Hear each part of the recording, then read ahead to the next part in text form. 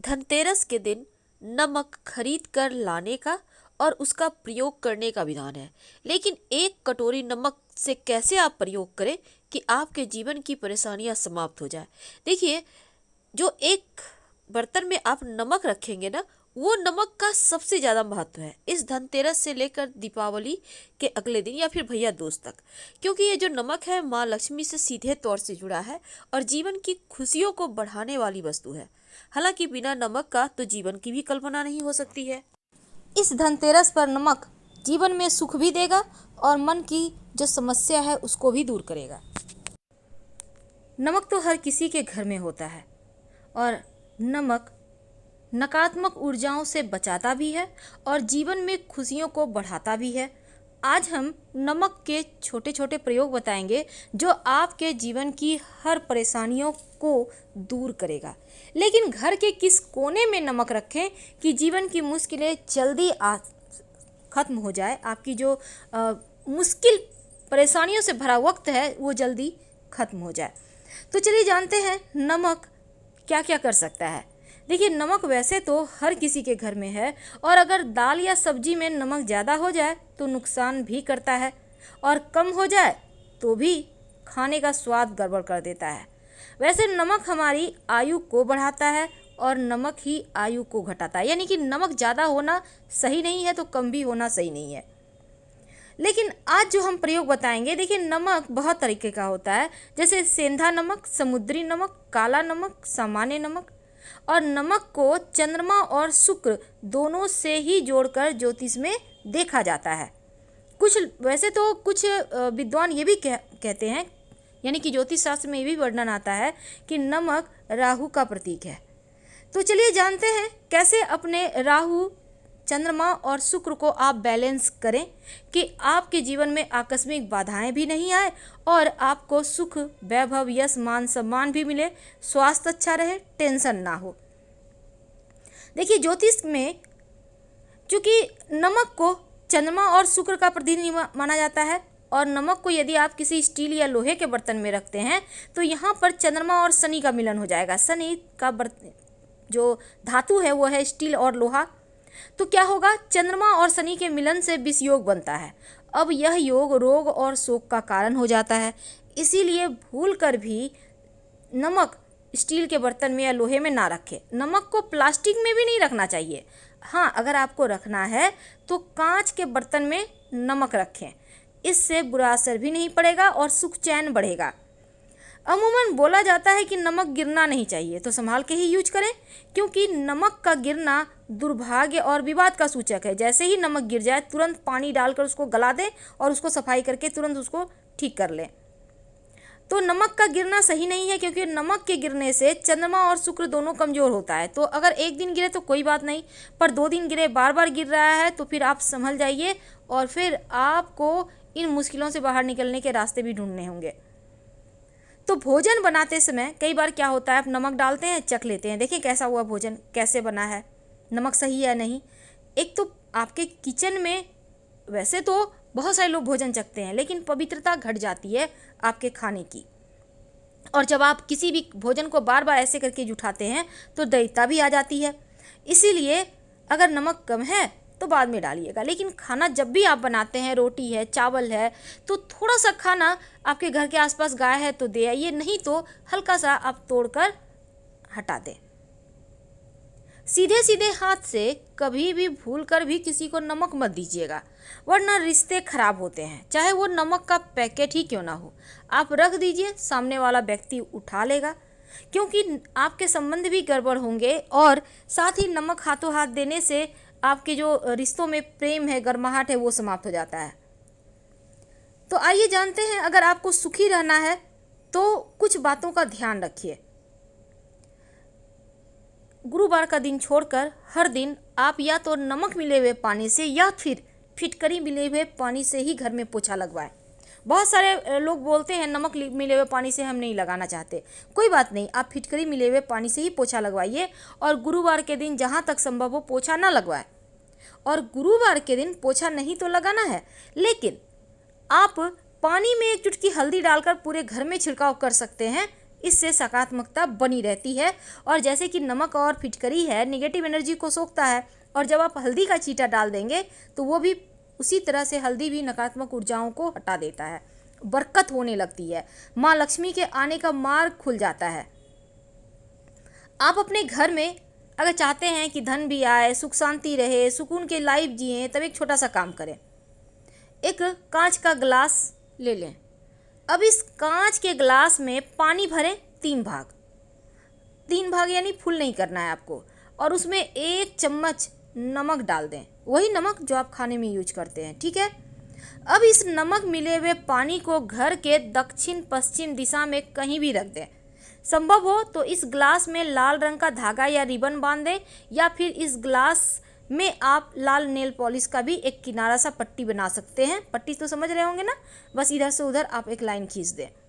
इससे आपके घर में एक तो नकारात्मक ऊर्जा समाप्त हो जाएगी। और दूसरा, देखिए, एक छोटा सा काम कीजिए। जब आप धनतेरस के दिन नमक खरीद कर लाएंगे तो खाना बनाना है आपको उसी नमक से, लेकिन थोड़ा सा नमक हटा कर रख दें और उसमें से थोड़ा सा नमक लेकर किसी कांच के बर्तन में ये नमक अपने घर के पूजा स्थान पे रख दें। इसको छूना नहीं है, ऐसे ही पड़ा रहने दें। चूँकि धनतेरस के दिन नमक का विशेष प्रयोग होता है, लेकिन जीवन की तमाम ज्ञात अज्ञात बाधाएं भी नमक ही समाप्त करता है। अगर आपको डर लगे, भय लगे, नींद ना आए, तो भी नमक बहुत कारगर है। तब ऐसे में एक कांच की कटोरी ले लें। याद रखिए, कांच की ही कटोरी लेनी है, छोटी सी ले लीजिए। आपके घर में अगर कांच की कटोरी नहीं है, छोटा सा आपके पास कांच की बर्नी है तो, या ग्लास है, आप उसको भी ले सकते हैं।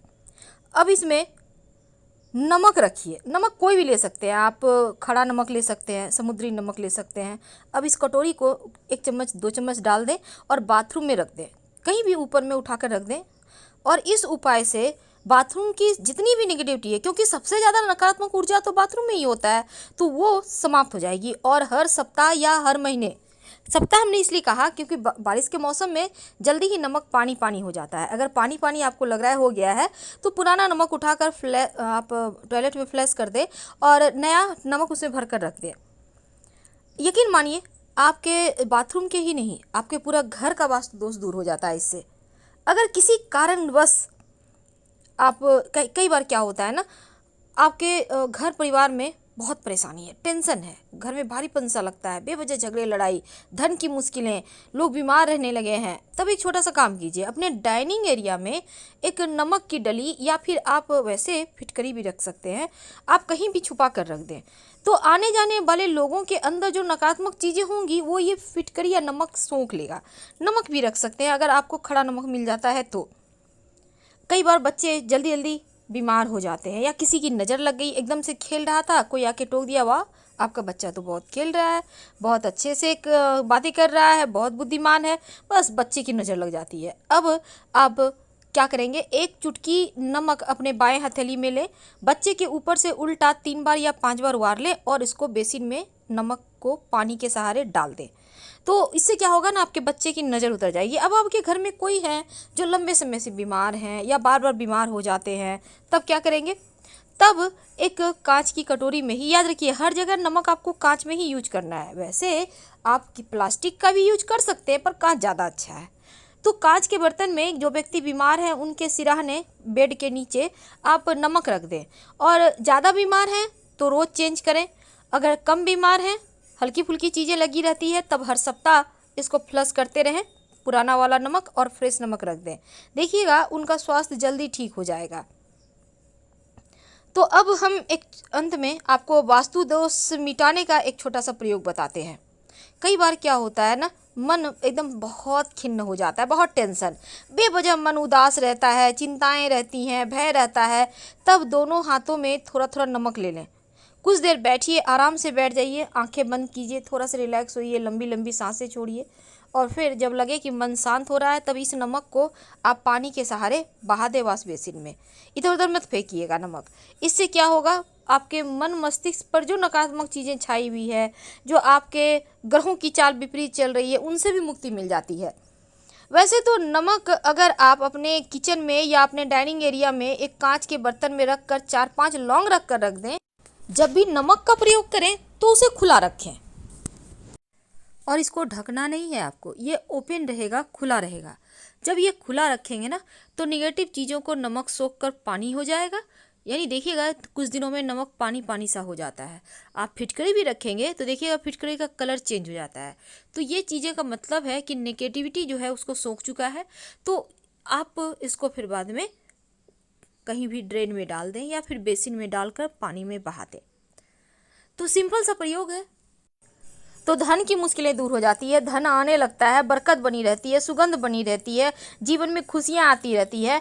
क्योंकि ये जो आप कांच के बर्तन में नमक रखेंगे, उसमें लौंग डालेंगे, उसको ढकना नहीं है, ओपन रहेगा। और अगर बीमारियां बहुत परेशान करें तब सिराने में ही रखना है आपको। वैसे नमक को थोड़ा कम ही खाइए, ज़्यादा नमक मत खाइए। और आप चाहें तो सेंधा नमक का प्रयोग खाना खाने में कर सकते हैं, इससे बीमारियां थोड़ी कम परेशान करती है। ठीक है। अब अगर आपके चंद्रमा या मंगल आपका कुंडली में कमज़ोर हो, तब जब खाना आप खा रहे हैं नमक कम है तो सादा नमक ना लेकर, समुद्री नमक ना लेकर, आप ऊपर से जब भी नमक लेना हो तो सेंधा नमक या काला नमक लेकर खाइए। तो आपकी कुंडली का कमज़ोर मंगल भी बेहतर हो जाता है और चंद्रमा भी परेशान नहीं करता। तो हम बात कर रहे थे कि जो आप धनतेरस के दिन नमक रखेंगे कटोरी में, ये आपको भैया दूज के दिन इस नमक को उठा लेना है। छोटा सा कटोरी लीजिएगा, कांच की कटोरी, और इस नमक को खाइएगा मत।